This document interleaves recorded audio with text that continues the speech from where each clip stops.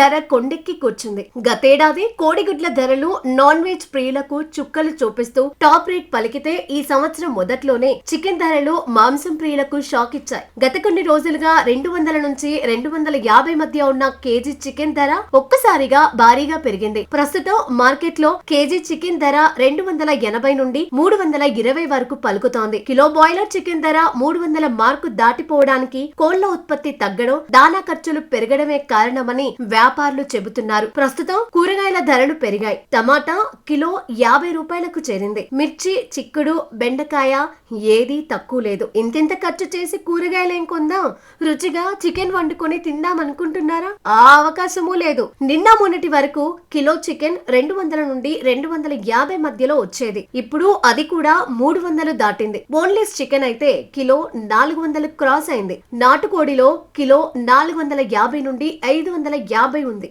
మాంసం ప్రియులకు, సామాన్యులకు అనూహ్యంగా పెరిగిన చికెన్ ధరలు చుక్కలు చూపిస్తున్నాయి. చలికాలం ప్రభావం వల్ల హైదరాబాద్ మార్కెట్ లో కేజీ స్కిన్లెస్ చికెన్ ధర ఏకంగా 310 రూపాయలకు చేరుకుంది. ఈ సీజన్ లో నమోదైన అత్యధిక ధర ఇదేనని వ్యాపారులు పేర్కొంటున్నారు. న్యూ ఇయర్ వేడుకలు ముగిసినా సంక్రాంతి పండుగ సమీపిస్తుండటంతో డిమాండ్ తగ్గకపోవడం, మరోవైపు ఉత్పత్తి వ్యయం పెరగడం వల్ల ధరలు భారీగా పెరిగాయని తెలుస్తోంది. తెలుగు రాష్ట్రాల్లో ప్రస్తుత ధరల వివరాలు. హైదరాబాద్ లో ధరలు గరిష్ట స్థాయికి చేరినప్పటికీ గత వారంతో పోలిస్తే ఇతర ప్రాంతాల్లో ధరలు పెద్దగా మార్పు కనిపించడం లేదు. వివిధ నగరాల్లో స్కిన్లెస్ చికెన్ ధరలు ఇలా ఉన్నాయి. హైదరాబాద్ 280 రూపాయలు, విజయవాడలో 310 రూపాయలు, గుంటూరు, వరంగల్లో 300 రూపాయలు, విశాఖపట్నంలో 290 రూపాయలు, ఖమ్మంలో 270 నుంచి 290 రూపాయలు, కామారెడ్డిలో 280 రూపాయలుగా చికెన్ ధర ఉంది. కోడిగుడ్డు ధర 8 వద్ద స్థిరంగా కొనసాగుతోంది. పండుగ సీజన్ కావడంతో